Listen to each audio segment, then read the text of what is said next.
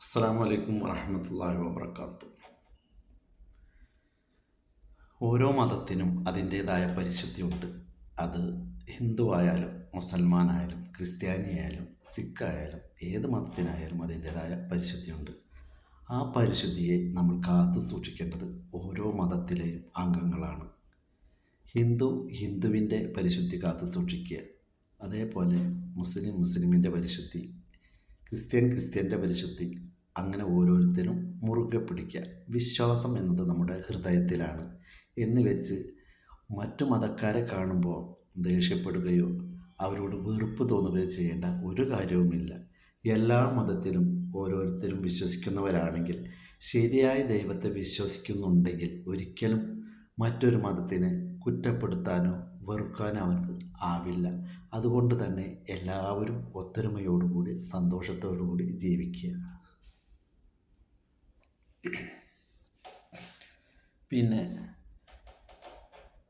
ഗുരുവായൂർ അമ്പലത്തിൽ ജസ്ന പോയി കേക്ക് മുറിച്ച് അവിടെ കുറച്ച് കോലാഹലങ്ങളൊക്കെ ഉണ്ടാക്കി. ഇതിൻ്റെ ആവശ്യമൊന്നുമില്ല. കാരണം ഹിന്ദുക്കൾക്ക് തന്നെ ഇഷ്ടംപോലെ ആളുകളുണ്ട് പ്രാർത്ഥിക്കാനും മറ്റുള്ള കാര്യങ്ങൾക്കൊക്കെ.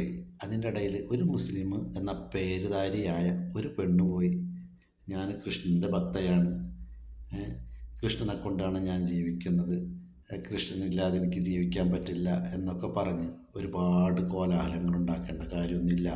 ജസ്ന ചിത്രം വരക്കാണെങ്കിൽ ജീവിക്കാൻ വേണ്ടിയാണെങ്കിൽ അത് ചെയ്യുക, അതിൽ തെറ്റൊന്നുമില്ല. പക്ഷേ ഈ രണ്ട് വള്ളത്തിൽ കാലുമുക്കി അങ്ങോട്ടും ഇങ്ങോട്ടും തഴയണ അത് ഒരിക്കലും ശരിയല്ല. ഒന്നുകിൽ ഹിന്ദു മതത്തെ വ്രണപ്പെടുത്താതെ അവരെ സന്തോഷിപ്പിക്കാനായി നിനക്ക് വിശ്വാസമുണ്ടെങ്കിൽ നീ ആ ഹിന്ദു മതത്തിലേക്ക് ചേരാം.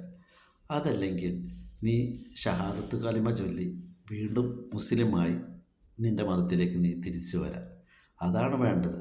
അല്ലാതെ മറ്റുള്ളവരെ കൊണ്ട് പറയിപ്പിക്കാൻ വേണ്ടി നമ്മളൊരിക്കലും ഓരോ കോപ്രായങ്ങൾ കാട്ടിക്കൂട്ടുന്നതല്ല. ഇതുപോലെ ഒരുപാട് ജസ്നമാർ നമ്മുടെ നാടുകളിലുണ്ട്, നമ്മുടെ അയൽവാസികളായിട്ടുണ്ട്. മുസ്ലിം മതത്തിൽ പിറന്ന മുസ്ലിമിൻ്റെ പേരിട്ട് നടക്കുന്ന എത്രയോ സഹോദരിമാർ ഈ ഓണം വരുമ്പോൾ അവർ പുതിയ ഡ്രസ്സുകളിട്ട് തല മറക്കാതെ മുല്ലപ്പൂ വെച്ച് സദ്യ ഒരുക്കി സന്തോഷിക്കുന്നവരുണ്ട്.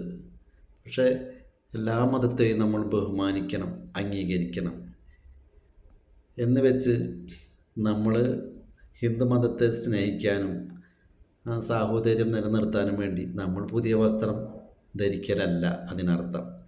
പാവപ്പെട്ടവരായ ഹിന്ദു അയൽവാസികളുണ്ടെങ്കിൽ അവർക്ക് ഭക്ഷണം കൊടുക്കുക, അല്ലെങ്കിൽ അവർക്ക് ആവശ്യമായിട്ടുള്ള ധനസഹായം നൽകുക. അതാണ് വേണ്ടത്. അല്ലാതെ നമ്മളെടുത്തൊരുങ്ങി വലിയ ആളായതുകൊണ്ട് അവർക്ക് എന്താ നേട്ടമുള്ളത്?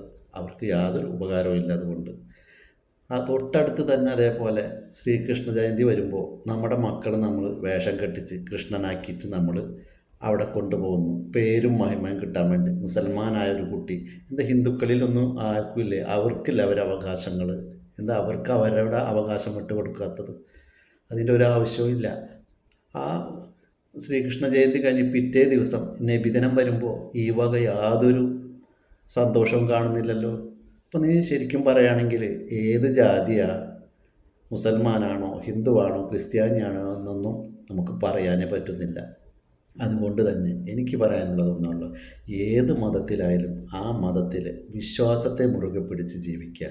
മറ്റുള്ളവർക്ക് വേണ്ടിയല്ല, നമ്മുടെ ഹൃദയത്തിൽ നമ്മൾ മുറുകെ പിടിച്ച് നമ്മൾ വിശ്വസിക്കുക. അത് മറ്റുള്ളവർക്ക് നമ്മൾ സഹായിക്കുകയാണെങ്കിൽ, അവർ സാഹോദര്യം നിലനിൽക്കുകയാണെങ്കിൽ, വെറുതെ ചിരിച്ചത് കൊണ്ടോ നമ്മൾ പുതിയ വസ്ത്രങ്ങൾ ഇട്ടത് കൊണ്ടോ നമ്മൾ നല്ല ഭക്ഷണം കഴിച്ചത് കൊണ്ടോ അല്ല, അവരെ കൂടെ സഹായിക്കുക. അവർക്ക് ഭക്ഷണം വാങ്ങിക്കൊടുക്കാനും നല്ല വസ്ത്രങ്ങൾ എടുത്തു കൊടുക്കാനും കഴിവില്ലെങ്കിൽ നമ്മൾ അത് ചെയ്തു കൊടുക്കുക. അതിന് നമ്മൾ ചെയ്യാനുണ്ടത്. അതുകൊണ്ട് തന്നെ നമ്മുടെ അയൽവാസികളെ നമ്മൾ സ്നേഹിക്കുക, ബഹുമാനിക്കുക. നമ്മളെ നബി സല്ലല്ലാഹു അലൈഹി വസല്ലം പറഞ്ഞിട്ടുള്ളതും അതാണ്. നിൻ്റെ അയൽവാസി പട്ടിണി കിടക്കുന്നുണ്ടെങ്കിൽ വയറ് നിറച്ച് ഭക്ഷിക്കുന്നവൻ നമ്മിൽ പെട്ടവനല്ല എന്ന് പറയാൻ കാരണം അതുകൊണ്ട് മാത്രമാണ്. അതുകൊണ്ട് തന്നെ സഹോദരങ്ങളെ, അങ്ങും ഇങ്ങും സാഹോദര്യം നിലനിർത്തിക്കൊണ്ട് സ്നേഹിക്കുകയും സഹായിക്കുകയും ചെയ്യുക. അതിന് പടച്ചവൻ തൗഫീക്ക് നൽകട്ടെ. അസ്സലാമു അലൈക്കും വറഹ്മത്തുള്ളാഹി വബറകാതുഹു.